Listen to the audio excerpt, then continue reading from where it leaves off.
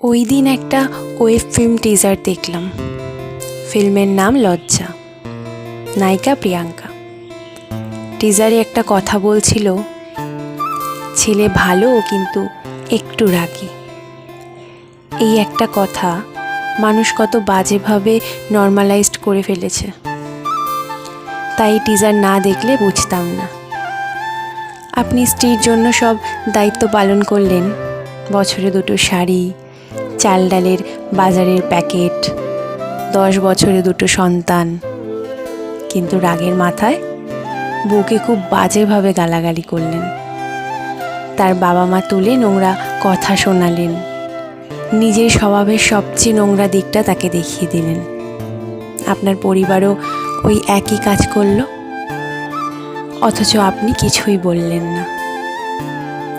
বিশ্বাস করুন, ওই দিন থেকেই স্ত্রীর মন থেকে উঠে গেলেন।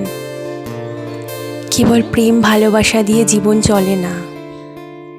নিজের পার্টনারের প্রতি সম্মান দেখাতে না পারলে আপনি কাক ডাকা ভোরের আগেই তার মন থেকে হারিয়ে যাবেন।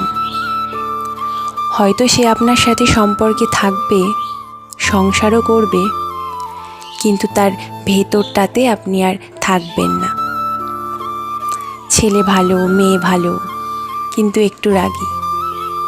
রাগের মাথায় অপমান করে কথা বলবে, গায়ে হাত তুলবে, পার্টনারের পেশাকে ছোট করে কথা বলবে, বাবা মা তুলে গালি দেবে।